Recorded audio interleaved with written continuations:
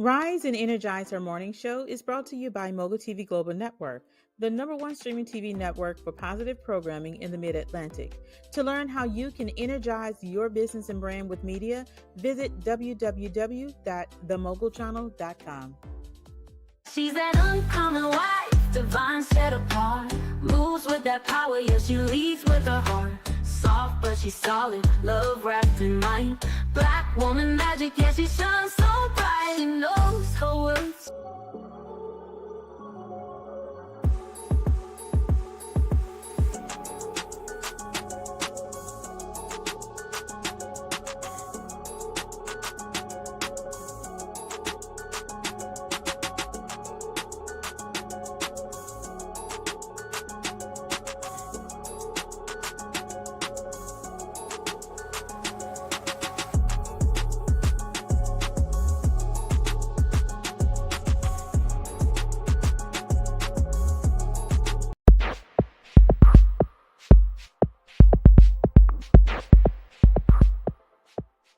Good morning, everyone, and welcome back to Affirmative Action. If you're new here or been following us for a while, this is not the affirmative action associated with discrimination, but where we affirm the actions, highlight and talk about those in our community and abroad who are doing great things.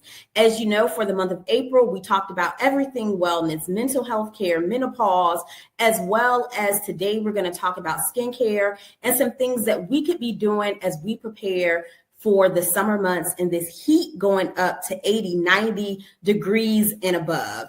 And so today I am so excited to have Dr. Jessica Mercer-Bazemore, who is a dermatologist in Georgia, on with us today. And she is going to talk about some general skincare as well as give us some tips for the heat. Hi, and thank you for having me. Hello, Dr. Mercer-Bazemore. Thank you for taking out time today. I know you have a very busy schedule to be with us. So I just did a brief introduction for our viewers, just telling them the field that you're in. But I'm going to give you this moment to just tell us a little bit about yourself and your practice area and what things you specialize in. Yes, I'm Dr. Jessica Mercer, and I practice in the Atlanta area with 4 locations around Metro Atlanta in Brookhaven, Snellville, Loganville, and Brazelton. And I am a board-certified dermatologist and dermatopathologist, so I also microscopically study hair, skin, and nails. And my field primarily consists of general medical dermatology, aesthetic dermatology, surgical dermatology, dermatopathology, and I have a special interest in hair loss disorders. Wow, that is actually very amazing. So tell us, what are some of the what does a day look like for you in your practice? So very interesting and very busy, and not one day looks the same. So I see patients in clinical management of patients, and I also am involved in the business side of the practice. Like I said, I do some microscope work. And so my patients keep me on my toes, and I have a wonderful staff to help to assist me with that. Okay. Tell us a little bit about the various type of skin procedures or treatments that you offer in your practice. Yeah, so some of the treatments that I offer in my practice, really trying to help patients look their very best and feel their very best, because when they look their best, they feel their best. And so we offer injectable procedures such as botulinum toxin, also known as Botox, filler injections, so injections to help different skin lines and jowls. And then we also offer through our aesthetics department different aesthetic procedures, including chemical peels, microneedling, laser procedures. Okay. Now, also as part of my medical dermatology practice, I do skin cancer surgery. In addition to skin cancer surgery, I'm also performing surgeries on benign lesions such as cysts and lipomas. So that's a pretty broad practice for me. Great. And that is very interesting and good to know, because a lot of people, hear dermatologists and they kind of focus just on skincare, but you guys have a very wide range of different treatments or services, or like you say, how you can help individuals, your patients, look and feel their best. So earlier in your introduction, you talk about about also with hair and nails. Just give us a little bit about what that treatment looks like or what the various treatments you offer. Yes, so I see a lot of hair loss patients. In fact, there are many hair loss conditions that are seen in greater numbers in women of color. And so I specialize particularly in those. So scarring types of hair loss, also autoimmune hair loss. And so, and I'm happy to go in as much detail as you'd like, but there's, this is almost like a public service announcement because I see it so commonly in Black women, but there is a condition and it's called CCCA. That's probably the most common type of hair loss that I see in my practice. And so CCCA is a very long medical term, but I tell patients the name actually describes the condition and it makes sense. So the name is an acronym for central centrifugal cicatricial alopecia. Central meaning it starts in the central part of the scalp. Centrifugal implying that that area of hair loss can move from the center area of the scalp and spread out like a ring. Okay. And then cicatrix refers to scarring. And that's why it's so very important to treat early because it's a type of hair loss that can scar if it goes untreated. And alopecia just means hair loss. It doesn't mean that it's untreatable. You know, like I said, there are different prognostic factors, so different things that may alter the severity of that disease. But alopecia can be a treatable condition depending on time to treatment. Wow. So that is actually some really good information. And do you have any staple like do's and don'ts that you would tell people? And I'm going to go through each category as far as the skin, the hair, and nails. As humans, we're all different. We have, different side effects. We grow up differently. We're in different environments. But are there any general do's and don'ts that you would advise people early on? Like, don't do this to your skin or don't do this to your hair? So for skin, the number one thing that I would advise is sunscreen, and that's for all skin types. Because as dermatologists, like I said, we want people to look their best. That's what we specialize in. We are in the field of skincare and good and healthy skin.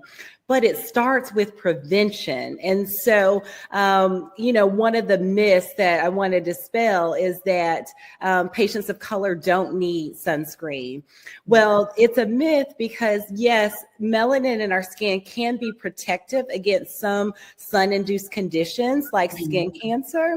However, there are other things that the sun and UV radiation can do to break down the skin. It can cause discoloration, and that's one of the things that patients of color are oftentimes impacted by. So hyperpigmentations, and sun makes that worse. It can also break down collagen and elastic fibers.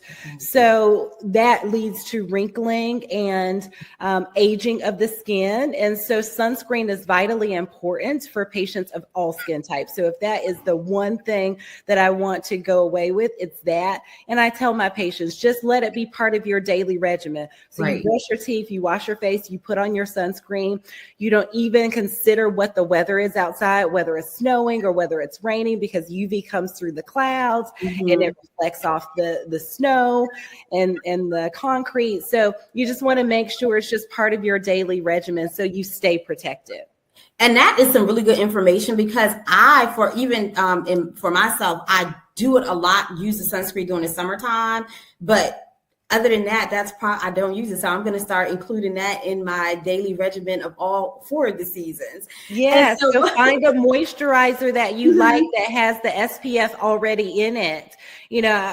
I say my day is like, you asked me about a recount of my day. It's a tornado in my house, right? So I like to really use products that have multiple purposes. So my moisturizer has a sunscreen in it and it has antioxidants in it. So it's one product that does all of the things, right?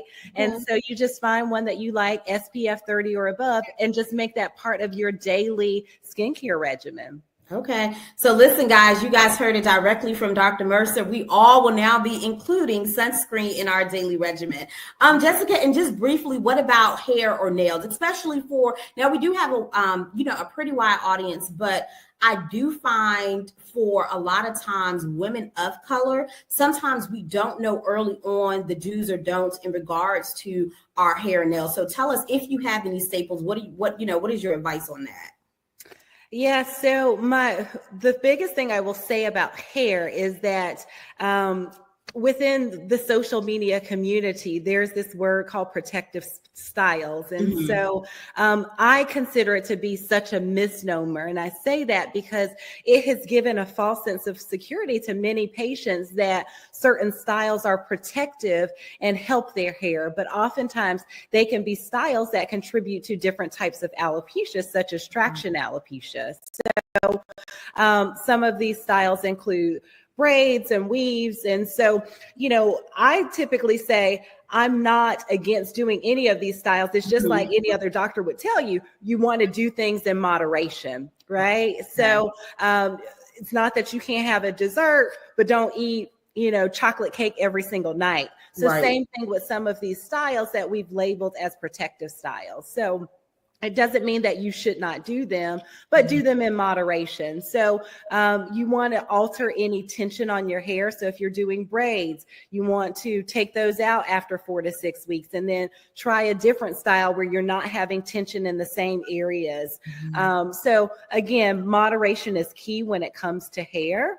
And then nails, and I'm really kind of highlighting some of the trends and really how to go about doing those things safely. When it comes to nails, one of the things that I'll highlight is the light treatments to cure some of the nail products. So, and I get my nails done, and the regular manicure doesn't stay, so I've converted to SNS as a form of a manicure.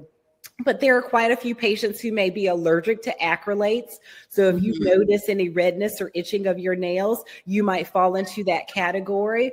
But also different gel nails involve exposure to a light to cure the nails. And so really there's a lot of controversy in that because some of that nail is very similar to the light that comes, some of those nail lights are very similar to the light that comes from a tanning bed.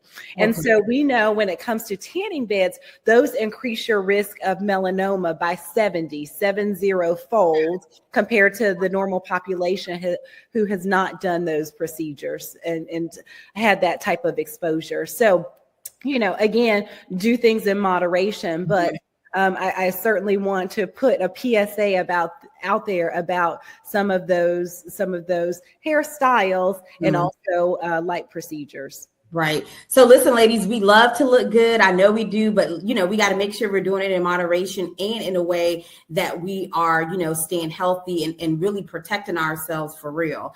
And so also, Dr. Mercer, how much of what we put in our bodies or what you see with in your practice actually resonates or the word I'm looking for kind of manifest physically? How much of your practice do you actually tell patients about, don't eat this or eat this, and this will help or this will harm, even when it comes to the outer, parts of our body like the skin, the hair, and nails?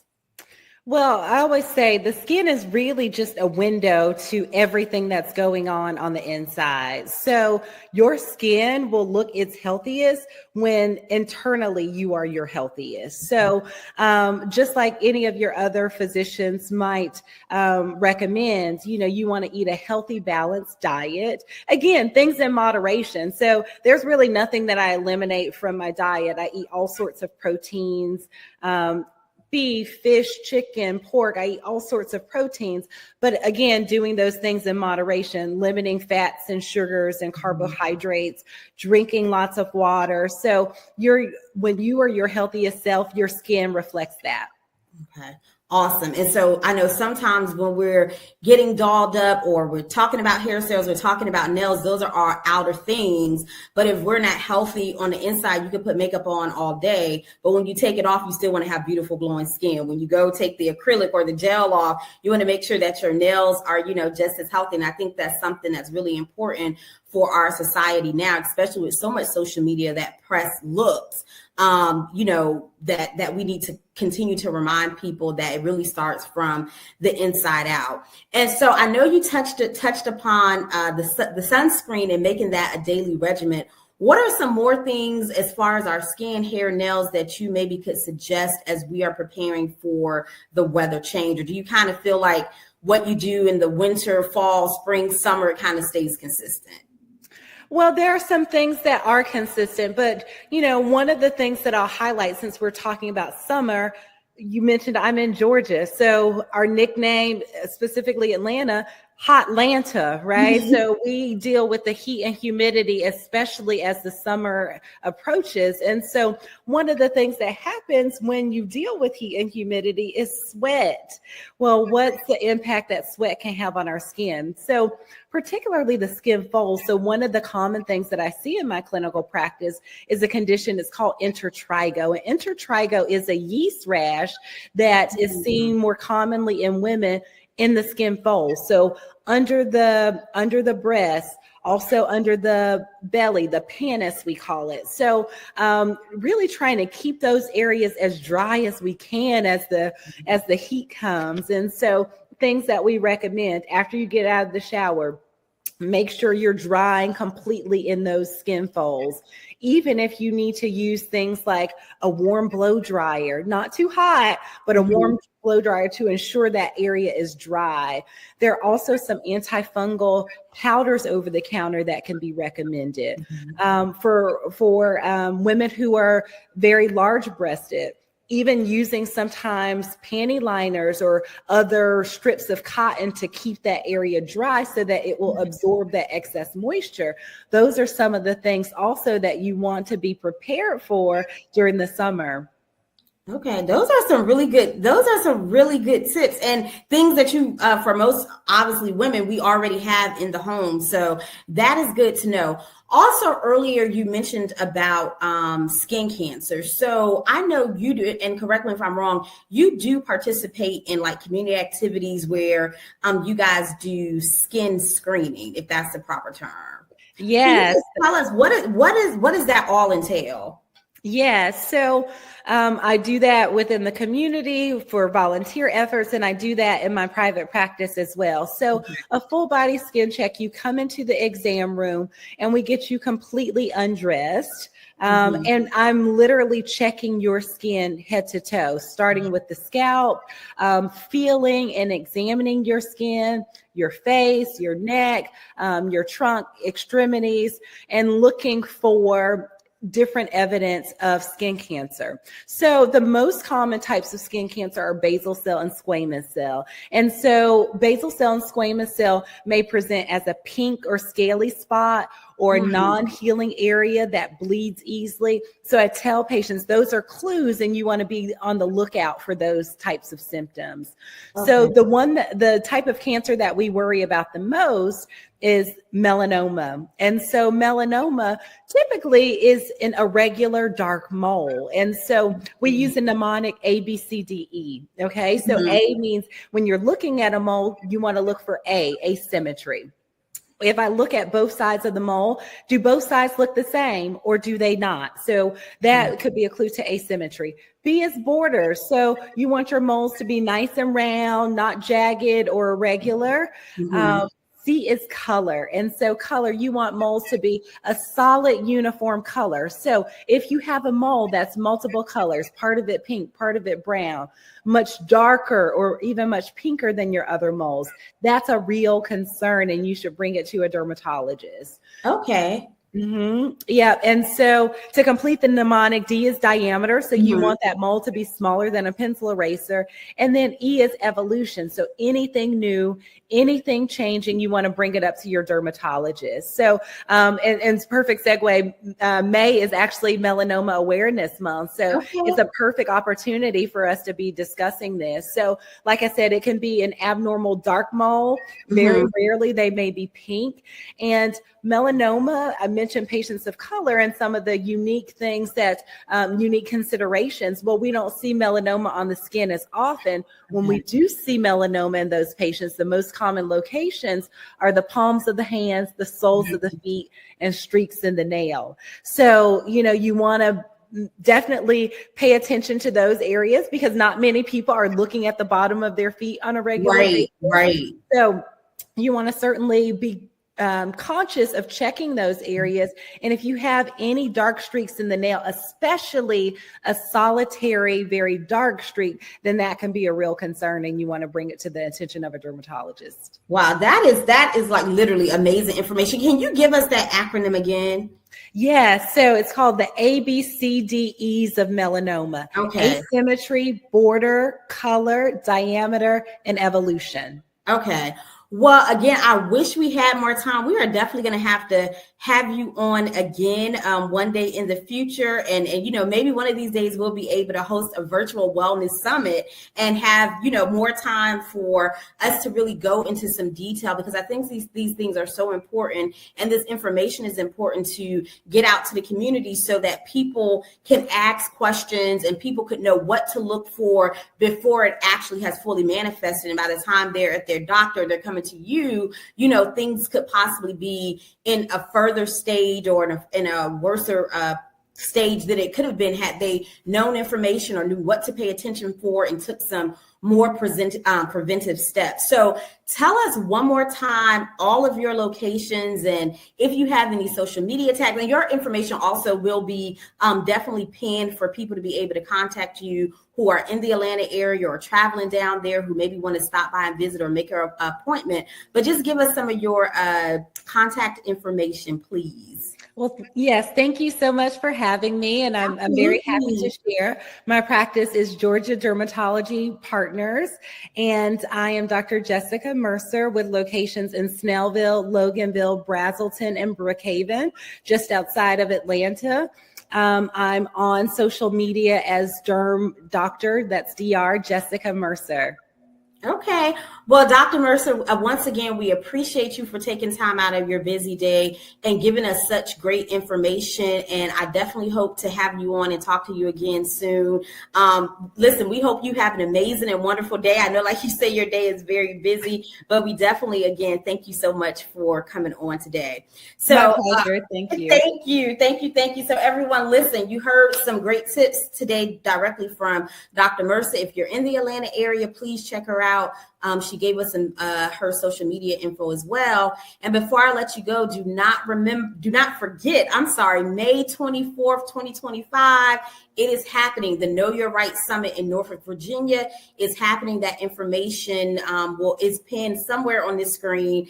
And if it's not, you can always contact us and we will make sure that you get the information you need. But listen, we have an amazing startup team, an amazing line of attorneys that are going to be there. Come get your questions answered. We're going to have hot topics on divorce, child support, custody, employment rights. What can your employer do? What can't they do? Can they withhold your check? We're going to talk about issues and encounters with the criminal justice system, encounters with police officers. And we're also going to be talking about IP and intellectual property things. You have an idea, a brand, a name, a logo. Where do you start? How do you get your application done? Who do you send it to?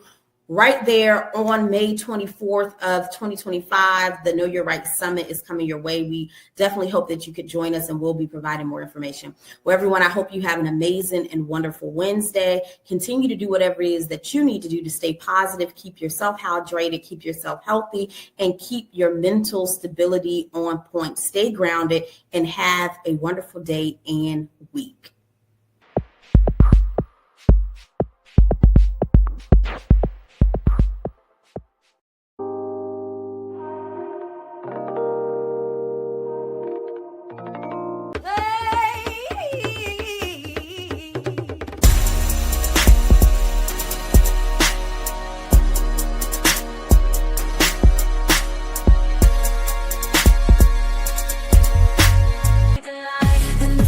every challenge. She's Good morning and welcome back to Girl Get Up and Wash Your Face, where instead of focusing on the pain, we are diving into the good news, the victories, the progress, and the hope that comes with healing. Today, we are talking all about the body. Last week, we talked about resetting the mind, and today we are talking about the body. How do we renew and take care of our bodies? So a lot of you may not have known, but in my earlier years of coaching, I used to be a health coach, and I still am a health coach. I would say my niche has changed a little bit from focusing on the body to more focusing on emotions. But as a health coach, I am always going to advocate for holistic healing. So today I'm talking only about the body and how we can renew and bring joy back to our bodies, because guess what? Our bodies get beat up when we go through it. When I say that, I'm talking to the emotional eaters out there, those who sometimes lose control when it comes to how they're eating, when they are eating, what they are eating. And food can actually become an enemy to us when we are not eating in portions, when we are not eating the right foods, such as fruits and vegetables, when we're not moving our body. If you don't move it, you know what I'm saying? If you don't use it, you lose it. And it's kind of the same thing with our bodies. If you do not move your body begins to become stiff at the joints, and it hurts to move your body. So we're going to talk about foods that we eat. We're going to talk about moving our body, and we're going to talk about hydration, because water is so important. So let's first talk about the foods that we eat. When it comes to food, we really need to reduce our sugar intake, our salt intake. So those junk foods, it's not good for us. And if you are over the age of 40, let me just tell you, our bodies, where our metabolism used to be high as a teen and in our 20s and even in our 30s, when we hit our 40s, our metabolism slows down so much. So you really have to find the rhythm of your body. So when it comes to eating, we might have been able to eat whatever we wanted to back in our 20s and 30s, but we cannot do that anymore. So I had to cut out bread. I had to cut out white rice. I had to cut out sugar. I am now on a high protein, low calorie diet because the skinny girl Dana can't eat what she wants to eat anymore. And when I did eat when I want to eat, guess what? My stomach will bloat like just eating a white rice or a bean. And beans are supposed to be good for you because it's full of protein, but my body does not receive beans really good at all. So paying attention to your body, those food sensitivities, okay? So it's really good if you can journal and take notes of the foods that you eat so you can know what your body can tolerate and what it can't tolerate, okay? So when it comes to the body and movement, I've started to go to the gym, and I realize Zumba classes, Mixed Fit, those fun classes where you're just dancing and moving, and I'm not taking away from the benefits of those types of classes, but it wasn't bringing change to my body. I wasn't seeing any type of transformation with it. So I started doing lifting weights, doing strength toning, dumbbells. Your girl is bench pressing, okay? Because I had to do something different for my body. What works for one person may not work for the next person. But I really do want to encourage you to get outside, enjoy this nice spring weather, and go for some walks. Walking outside, you can never go wrong with walking. But I will say, I'm going to keep it real with you. You can go wrong with the pace of your walking. So if you're asking yourself, why am I not seeing any change? My body, I go walking every day for 10, 15 minutes a day, then it may be the pace that you're going.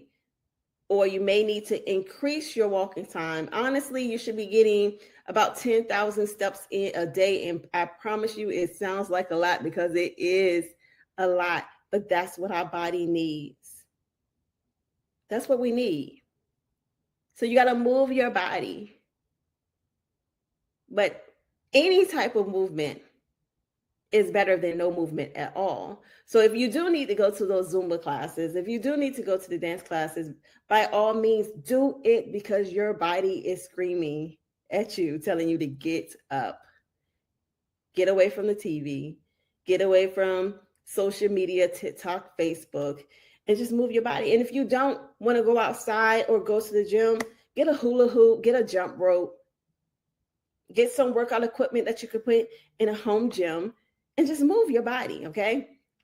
And then the last thing I want to talk to you about is the hydration, okay? Hydration is so important. The water that you drink, okay? You should be drinking about half your water, half your body size. So if I weigh 160 pounds, then I should be drinking about 80 ounces of water a day, because we are made up of about 60% water, 60% water. So we are made up of 60% water. We got to make sure we are replenishing ourselves. We are hydrating ourselves. Spring is about renewal. And there's nothing that renews your body more than water. Your body is made up of water. So we need it. Drinking more water is going to give you the energy levels, the digestion. If you're having bloating issues, water can help you with that. It can help your skin to glow. It can give you mental clarity. So pick up that water bottle, take it with you to work, and remember to drink water. And if plain water isn't your thing, try infusing it with lemons or cucumbers or mint, or just a refreshing twist to it all, okay?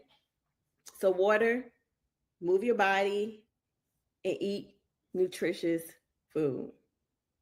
The goal isn't to restrict yourself, but it's all about nourishment. Nourish yourself. And when you feel your body well, you're going to feel well. You're going to feel better. And I can't forget about sleep, because your girl loves to sleep. I don't get naps in, so I got to make sure I go to bed at a decent time. So make sure you go to bed, you get your sleep, because you need your beauty rest. Like, that is like really for real, getting that beauty rest in. So here's your action step for this week, or action steps. Make sure you drink your water, 50% of your body weight. Take a daily walk or move your body in any type of way you can. And then swap that one unhealthy snack for something nourishing, like pecans, walnuts.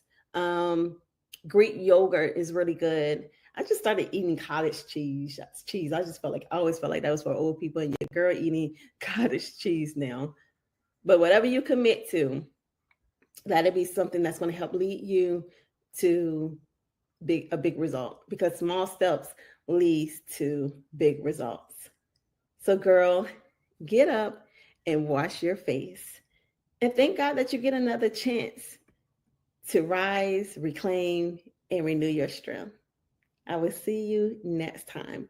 Don't you forget, we are spring forwarding, okay? If that's even a word, but we're going to spring forward, and we're renewing our mind, our body, and our spirits. Until next time. In the face of every challenge, she stands. Hey baby, I'm just gonna check in on you. How's everything going? Hey Mom, everything's good. Are you headed to meet the new client? You know it. I have a feeling they're gonna like what I have to show them today. Well, then I know you're gonna kill it. I love you so much, and I'm so proud of you. Oh, thank you, baby. I love you too. I'll talk to you soon. Deborah Jones is back in the news again. I've got to say, she's got some ego. She's way too aggressive. The risk she takes in this market, you wouldn't catch me doing that. I've seen more humility in a peacock. Who does she think she is?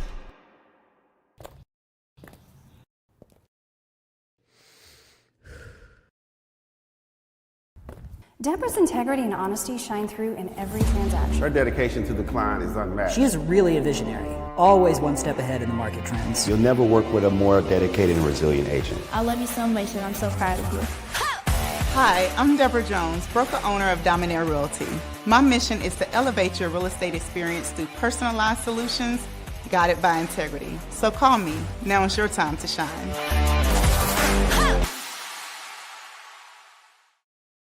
She's a queen, she's a crown, she's a backbone strong. Soft hands, open heart, where you know he belongs. Praise for her man, yeah, she covers and grace.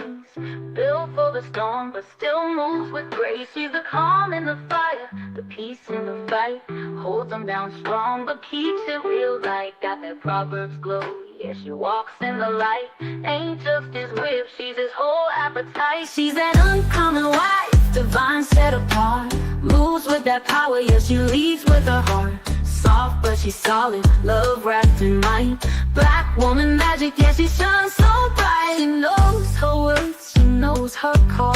Stands in the gap so a king don't fall. Speaks life, not fear, she's the voice he trusts. Built on faith, yeah, her love is just. She's the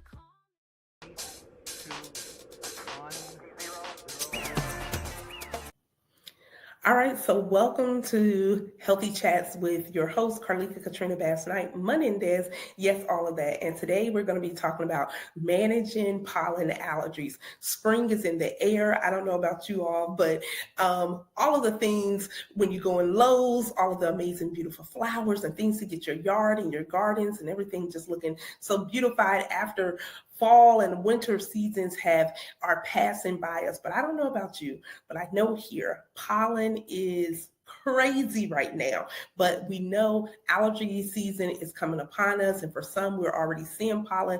But here are some ways that you can manage that pollen and during allergy season. So typically the peak times for pollen is in the morning. And I know that might be a little difficult because I'm saying stay indoors during those peak times, but I know we're in transition, going from the car, going to work, taking kids to school, all of the things. So, you know, those masks that we were wearing and some of us still wear as we're in the airports and things, I find that putting on a mask as I'm going out, or if I'm going to be outside for an extended period of time, like blowing, or I don't really do yard work like that, but I sometimes will go outside and use the blower, right, to blow the debris or different things like that.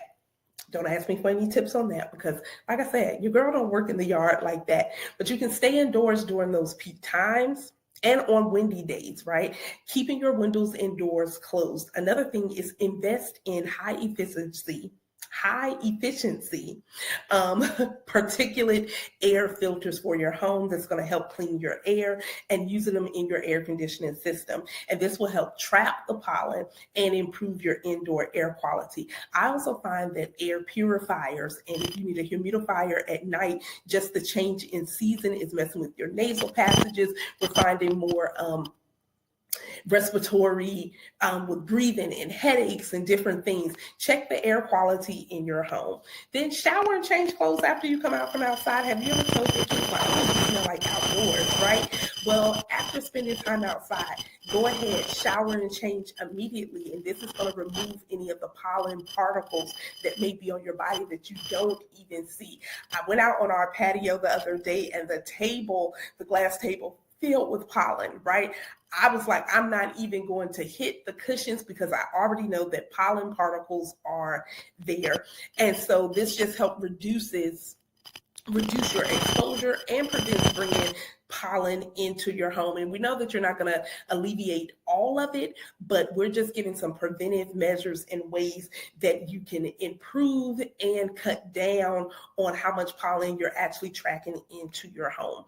And so with that, I want to give you a few remedies for allergy symptoms, right? Because you're going to see an increase in people having runny nose, itchy eyes, more mucus, more congestion, all of these different things that come along for those who may suffer and deal with allergies. So a saline nasal rinse to rinse your nasal passages. Take a few squirts of that, and that can help clear out any allergens and reduce congestion.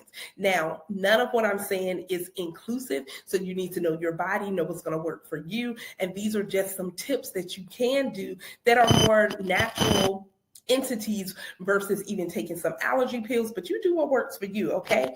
Nevertheless, I love to inhale steam from hot water. So having that nice hot shower, and I love putting like the tabs, the eucalyptus tabs or something of that nature, lavender or whatever the case, in the shower as you're bathing and different things, just so you can open up your airways. And you can even do this with your over a hot cup of, hot water, right? Just inhaling. And I've even seen people put a towel over their heads and just inhale the steam, which you can add a few drops of eucalyptus oil. Once again, knowing your body, knowing what may trigger or affect you. You know what smells you like, dislike, all of those things. Once again, this is not an inclusive list, but this is just some tips.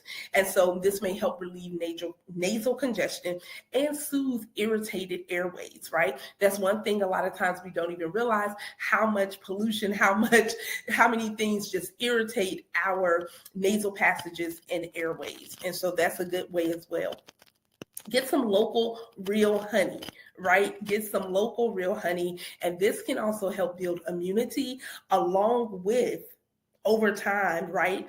A small amount, see if that helps, but it can also help with soothing your throat. So one of my go-to drinks that I absolutely love is adding hot water, and to my hot water, fresh lemon and honey. And that is a whole mix for me, but you can also do your own ginger shots for immunity. And that's the thing, building your immune system and being proactive before the season even starts, right? And this is even for the winter where more people are susceptible to colds and different things like that. Go ahead, take things that's going to build your immunity up to fight against these things.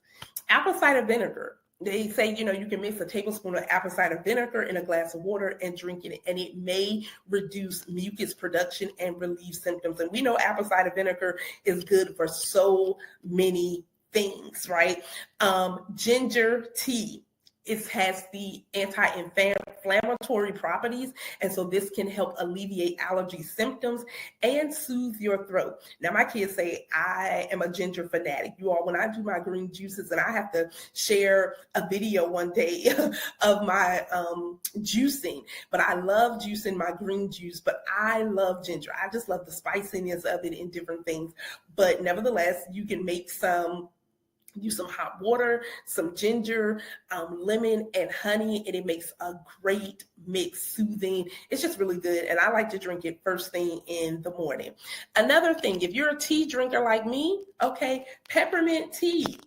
It acts as a natural decongestant. So drinking peppermint tea, including peppermint steam, can help relieve that sinus pressure. And a lot of times we feel it right up in here and get those sinus headaches and different things that are really just kind of just aggravating for a lot of us. And if you're into essential oils, I love having some lavender, lemongrass. I love peppermint, eucalyptus, whatever that may look like for you. And I love something with an orange scent as well. First thing in the morning, it just gets my morning and brightens me up and just gets my mind going like today is a great day. Puts you in such a happy mood and different things. And so essential oils, diffusing essential oils like lavender or tea tree oil can help alleviate allergy symptoms as well and improve your air quality. So get you a diffuser, get you some essential oils, and then start, helping improve the air quality in your home. They also have apparatuses for cleaning the air in your home as well. And so, look, this has just been a quick conversation. As I know, allergy season is coming. Spring is in the air. Okay, let me just say it that way. Spring is in the air, and these are just some tips and ways that you can prepare yourself, your home, your mind, your body. And this is just not a one-time thing, but when we're building our immune systems up, this is all year long. So I hope some of these tips help you. And if you have any other tips, share them with us, right? I want to know so that it may be something that I can implement myself and in my home and for my family as well. Nevertheless, hey, go back to wearing some of those masks. I know a lot of people don't like them, but they did work for me. And for me, working in the medical field, it's part of PPE, right? Your protective gear. And so as you're going outside, if you're going to be working in the yard, if allergies and pollen affect you, for some people it does not, but also stay hydrated no matter what you do. And I'll see you on another episode of Healthy Chats. 3, 2, 1.